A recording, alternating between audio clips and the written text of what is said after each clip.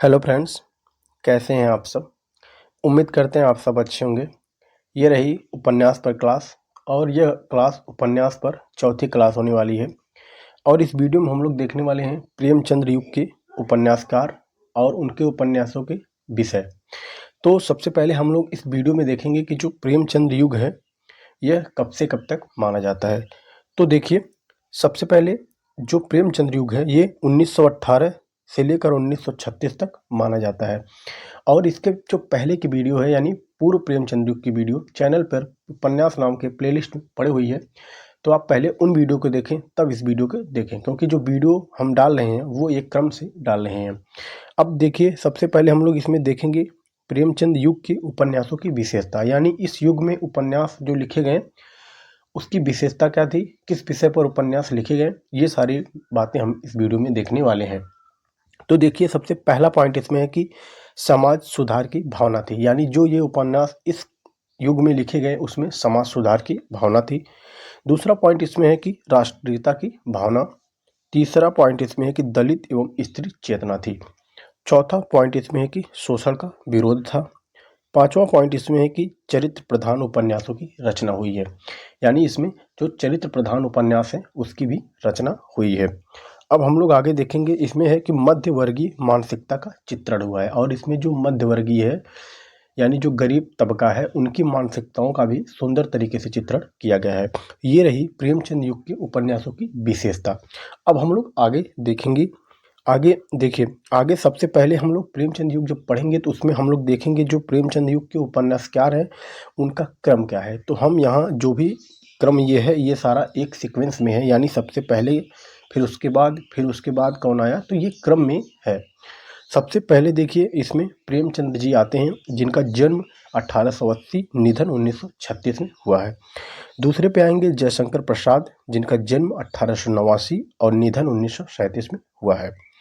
तीसरे पे वृंदावन लाल वर्मा, जन्म 1889 और निधन 1969।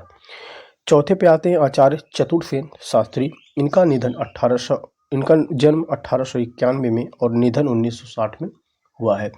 अब इसके बाद हम लोग पांचवे पे देखेंगे शिवपूजन सहाय को, इनका जन्म 1893 एवं निधन 1963 में हुआ है। छठे नंबर पे आते हैं राहुल सांकृत्यायन। देखिए, इनका और शिवपूजन सहाय का जो जन्म है और निधन दोनों सेम है, लेकिन इनके जो जन्म है उसमें महीने में अंतर है, तो इसलिए सबसे पहले उस हिसाब से शिवपूजन सहाय आएंगे, उनके बाद राहुल सांकृत्यायन आएंगे। अब देखिए, जो सातवां नंबर पे आते हैं वो हैं सियाराम शरण गुप्त, इनका जन्म 1895 में और निधन 1963 में हुआ। आगे हम लोग कुछ और उपन्यासकार हैं उन्हें भी देखेंगे। आगे देखिए, आठवें पे आते हैं सूर्यकांत त्रिपाठी निराला जी, इनका जन्म 1896 एवं निधन 1961 में हुआ है। नौवे पे आते हैं पांडे बेचन शर्मा उग्री जी, इनका जन्म 1900 और निधन 1967 में हुआ है। 10वें पे आते हैं प्रताप नारायण श्रीवास्तव, इनका जन्म 1904 एवं निधन 1979। तो ये रहे प्रेमचंद युग के उपन्यासकारों का एक क्रम। यहाँ से प्रश्न बन सकते हैं कि आरोही क्रम में या अवरोही क्रम में लगाइए, तो ये सीक्वेंस आपको काफ़ी इम्पॉर्टेंट होने वाला है। अब इसके बाद हम लोग एक एक उपन्यासकार को देखेंगे, और इस वीडियो में हम लोग सबसे पहले प्रेमचंद युग जिनके नाम पर पड़ा उनका उपन्यास और उनके बारे में विशेष जानकारी हम लोग इस वीडियो में देखने वाले हैं। तो वीडियो को आपको अंत तक देखना है। यदि आप चैनल पर नए हैं तो चैनल को सब्सक्राइब करें। अब एक बात मैं और आपको बता देना चाह रहा हूँ कि इसकी जो PDF है वो PDF मैं आपको अभी नहीं प्रोवाइड कराऊंगा। जब सारे उपन्यास एक साथ हो जाएंगे और जब चैनल पर 1000 सब्सक्राइबर हो जाएंगे तो मैं वो सारी वीडियो आपको PDF किसी लिंक के थ्रू आपको यहाँ तक प्रोवाइड करा दूंगा। अब हम लोग आगे इसमें देखेंगे।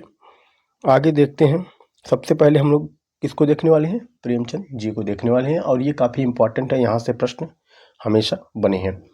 देखिए, सबसे पहले हम लोग जानेंगे कि प्रेमचंद जी का जन्म 31 जुलाई 1880 लमही वाराणसी में हुआ। दूसरा पॉइंट इसमें है कि निधन की बात करें तो इनका निधन 8 अक्टूबर 1936 को हुआ। पिता इनके अजायब राय थे और इनके माता का नाम था आनंदी देवी। मूल नाम इनका था धनपत राय और उर्दू में ये रचना करते थे नवाब राय के नाम से। अगला पॉइंट ये काफ़ी इंपॉर्टेंट है कि प्रेमचंद्र नाम इन्हें दया नारायण निगम ने दिया है। तो ये इंपॉर्टेंट पॉइंट है कि इन्हें प्रेमचंद्र नाम किसने दिया, तो दया नारायण निगम ने दिया है, क्योंकि इनका जो मूल नाम था वो था धनपत राय। अब हम लोग आगे देखेंगे। देखिए, अब इनके उपनाम की बात करेंगे तो इन्हें कथा सम्राट, उपन्यास सम्राट, भारत का चुशूल, भारत का मैक्सी गोर्की कहा जाता है, क्योंकि ये जैसे जो और विदेशी जो चुशूल थे उनसे इनकी क्या की है, तुलना की गई है, और विदेशी उपन्यासकार थे उनसे तुलना की गई है, तो इसलिए उनके नाम के लिए इनको भी भारत का मैक्सी गोर्की कहा जाता है, और इन्हें कलम का मजदूर एवं कलम का सिपाही कहा जाता है। अब हम लोग देखेंगे कि प्रेमचंद के उर्दू में रचित उपन्यास, यानी सबसे पहले प्रेमचंद जी उर्दू में ही उपन्यास की रचना करते थे। तो देखिए, सबसे पहला इनका उर्दू में जो रचित उपन्यास है वह है असरारे माविद, जिनका 1903 में ये रचा गया था। दूसरे पे आती है कृष्णा, ये 1907 में रचा गया था। तीसरा है रूठी रानी, ये काफ़ी प्रसिद्ध भी है रूठी रानी, ये 1907 में रचा गया था, और ये तीनों उपन्यास उर्दू भाषा में रचित हैं।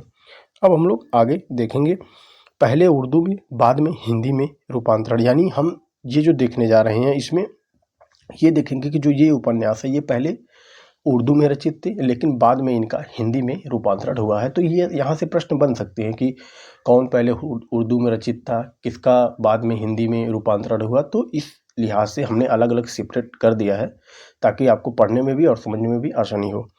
इसमें पहला है सेवा सदन, जो कि 1918 में था, और ये उर्दू में बाजार हुस्न के नाम से था। जब हम लोग ये जो उपन्यास यहाँ हैं इनके बारे में जब हम लोग पढ़ेंगे तो वहाँ डिटेल में देख लेंगे कि इसका जो उर्दू में नाम क्या था। आगे हम लोग दूसरा इसमें है वरदान, जो 1921 में है। तीसरे पे है प्रेमाश्रम 1922, चौथे पे है रंगभूमि 1925, और प्रतिज्ञा 1929। तो ये जो 5 उपन्यास हैं ये इनके पहले उर्दू में थे, बाद में इनका हिंदी में रूपांतरण हुआ था। अब हम लोग आगे देखेंगे कि मूल रूप से हिंदी में रचित उपन्यास, यानी जो मुंशी ये जो प्रेमचंद जी हैं इनका जो मूल रूप से हिंदी में रचित उपन्यास कौन कौन से हैं। सबसे पहले आता है कायाकल्प, ये प्रथम इनका हिंदी में मूल रूप से रचित उपन्यास माना जाता है, कायाकल्प, जो 1926 में था। दूसरे पे आता है निर्मला 1927, उसके बाद गबन 1931, कर्मभूमि 1933, और गोदान 1935, और जो इनका अंतिम उपन्यास मंगलसूत्र है ये अधूरा था। अब देखिए, यहाँ जो उपन्यास दिए गए हैं ये एक क्रम से, यानी ईयर वाइज हमने सीक्वेंस में इसको लगाया है। आपको यहाँ से भी सारी चीज़ें याद रखनी है, कौन उपन्यास कब है, उसके बाद कौन है, उसके बाद कौन है। तो ये एक सीक्वेंस में दिया गया है, इसे आप कहीं नोट डाउन कर लीजिए। अब हम लोग आगे एक एक उपन्यास, ये जो उपन्यास इनका है गोदान को हम लोग सबसे पहले देखेंगे। तो देखिए, जो गोदान है इसका रचना काल 1935 है। मुख्य विषय की बात करें, इसमें कृषक जीवन की समस्याओं, विशेषकर किसान की ऋण समस्या का चित्रण है, और इसे कृषक जीवन का महाकाव्य भी कहा जाता है। तो हमें ये पॉइंट याद रखना है कि जो गोदान उपन्यास है इसमें कृषक जीवन की समस्याओं, विशेषकर किसान की ऋण की समस्या का इसमें चित्रण है। अब गौड़ विषय क्या है, यानी इस उपन्यास में मुख्य विषय के साथ साथ और भी क्या इसके जो विशेषताएं थी, इसमें दहेज प्रथा, भ्रष्टाचार, सामंती जीवन की बुराइयां एवं प्रेम विवाह का भी चित्रण है। अब प्रमुख पात्र की बात करेंगे तो देखिए, जो होरी है ये उपन्यास का नायक है, और जो धनिया है वो उपन्यास की नायिका है। और इसमें और भी उपन्यास हैं, उपन्यास के जो पात्र हैं जैसे गोबर, मालती, मेहता, झुनिया, भोला, सहुआइन आदि, तो ये हैं इस उपन्यास के प्रमुख पात्र। अब हम लोग आगे देखेंगे इस उपन्यास के बारे में एक तथ्य कि डॉक्टर नगेंद्र ने गोदान को कृषक के करुण क्रंदन का महाकाव्य कहा है। तो ये हमें याद रखना है कि किसने कृषक की करुण क्रंदन का महाकाव्य कहा है गोदान को, तो डॉक्टर नगेंद्र ने कहा है। अब इस पे हम 2 कथन देखेंगे जो कि काफ़ी इम्पॉर्टेंट है। पहला कथन है ये है कि गोदान भारतीय किसान की करुण गाथा के साथ साथ पूंजीवाद एवं सामंती व्यवस्था पर एक प्रहार है। ये कथन है डॉक्टर नामवर सिंह का। दूसरा कथन है कि गोदान एक उपन्यास ही नहीं, उत्तरी भारत की संस्कृति की जीवंत गाथा है। ये कथन है डॉक्टर बच्चन सिंह का। तो हमें ये 2 कथन गोदान के बारे में देखना है। अब हम लोग आगे इनकी दूसरे उपन्यास को देखेंगे। इसके बाद हम लोग देखेंगे गबन को, इसका रचना काल है 1931। कथानक की बात करेंगे तो उपन्यास का नायक रमानाथ एवं नायिका जालपा के माध्यम से मध्यम वर्ग की आर्थिक विषमताओं का चित्रण है। अगला पॉइंट इसमें है कि इसमें भारतीय नारी के आभूषण प्रियता का चित्रण है। तो ये हमें याद रखना है कि उनसे यानी जो प्रेमचंद जी हैं उनके किस उपन्यास में नारी के आभूषण प्रियता का चित्रण है, तो गबन में है। इसके प्रमुख पात्र की बात करेंगे तो प्रमुख पात्र इसमें है देवीदीन, खटिक, रामेश्वरी, जग्गी, जोहरा। तो ये इसके प्रमुख पात्र हैं। अब हम लोग आगे देखेंगे इनका अगला उपन्यास है निर्मला, जो 1927 में रचा गया। कथानक की बात करेंगे तो उपन्यास में दहेज एवं अनमेल विवाह की समस्याओं को चित्रित किया गया है। अगला पॉइंट इसमें है कि अनमेल विवाह से टूटते परिवार का चित्रण हुआ है, यानी दहेज और अनमेल विवाह से संबंधित यह उपन्यास है निर्मला। इसके प्रमुख पात्र की बात करेंगे तो इसमें निर्मला जो कि नायिका है और मुंशी तोताराम जो कि क्या है, नायक है। इसमें और पात्र हैं मनसाराम, जयराम, सुधा, उदय भानु और भुवना इस उपन्यास के प्रमुख पात्र हैं। अब हम लोग आगे देखेंगे अगला उपन्यास इनका शिवा सदन। देखिए इसके एक पॉइंट ये है कि पहले यह उर्दू में बाजार हुस्न नाम से लिखा गया था, यानी जो यह उपन्यास है यह सबसे पहले क्या था, उर्दू में था, और जो उर्दू में था तो उसका नाम था बाजार हुस्न। बाद में इसे हिंदी में रूपांतरित किया गया है। अगला पॉइंट इसमें है कि इस उपन्यास में विवाह से जुड़ी समस्याओं जैसे दहेज प्रथा, अनमेल विवाह एवं वेश्याओं की स्थिति का भी चित्रण है। अगला पॉइंट इसमें है कि प्रेमचंद ने इसे हिंदी का बेहतरीन नॉवेल कहा है। तो ये सबसे इम्पॉर्टेंट पॉइंट हो जाता है कि इसमें प्रेमचंद जी ने इस उपन्यास को खुद हिंदी का बेहतरीन नॉवेल कहा है। प्रमुख पात्र की बात करेंगे तो इसमें प्रमुख पात्र में आते हैं सुमन, गजानंद, सदन और शांता। ये इनके प्रमुख पात्र हैं। अब हम लोग आगे देखेंगे कायाकल्प को। देखिए जो कायाकल्प है इसका रचना काल है 1926। इसमें विशेष बात ध्यान देने वाली ये है कि यह मूल रूप से हिंदी में रचित पहला उपन्यास है। अगला पॉइंट इसमें है कि इस उपन्यास में ज्योतिष, पूर्व जन्म, ग्रह नक्षत्र, ढोंगी बाबाओं के चमत्कार एवं वृद्धों की समस्याओं का चित्रण है।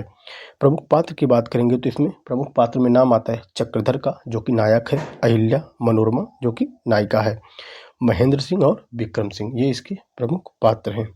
अब हम लोग आगे देखेंगे कर्मभूमि को। देखिए जो कर्मभूमि है इसका रचना काल 1933 है। इस उपन्यास में हरिजनों की समस्या का चित्रण है। तो ये हमारे लिए इम्पोर्टेंट पॉइंट हो जाता है कि किस उपन्यास में हरिजनों की समस्या का चित्रण है, तो वो है कर्मभूमि में। प्रमुख पात्र की बात करेंगे तो इसमें पात्र हैं अमरकांत, नायक है सुखदा, नैना, शकीना, रेणुका, मुन्नी, सलीम और समरकांत ये इसके प्रमुख पात्र हैं। अब हम लोग आगे देखेंगे मंगलसूत्र जो कि इनका अधूरा उपन्यास है। इसके बारे में हमें ये 2 पॉइंट याद रखने हैं कि इसे सन 1948 ईस्वी में अमृत राय ने पूर्ण किया। तो यानी इस अधूरे उपन्यास को इनके पुत्र अमृत राय ने पूर्ण किया सन 1948 में। दूसरा पॉइंट इसमें कि भ्रष्टाचार एवं सामंती जीवन की बुराइयों का चित्रण है, यानी यह उपन्यास इसमें भी भ्रष्टाचार, सामंती जीवन की बुराइयों का चित्रण किया गया है। अगला पॉइंट इसमें क्या है, एक राजनीतिक उपन्यास है। प्रमुख पात्र की बात करेंगे इसमें देव कुमार जो कि नायक है, संत कुमार, साधु कुमार और पुष्पा इस उपन्यास के प्रमुख पात्र हैं। तो ये रहे प्रेमचंद जी के प्रमुख उपन्यास जो परीक्षाओं में पूछे जाते हैं, उनके बारे में विशेष जानकारी। अब आगे की वीडियो में हम लोग इस युग के यानी प्रेमचंद युग के और जो उपन्यासकार बच रहे हैं उनके बारे में हम लोग एक वीडियो में देखेंगे। तो वीडियो को अंत तक देखने के लिए बहुत बहुत धन्यवाद। मिलते हैं किसी नेक्स्ट वीडियो में। Thank you.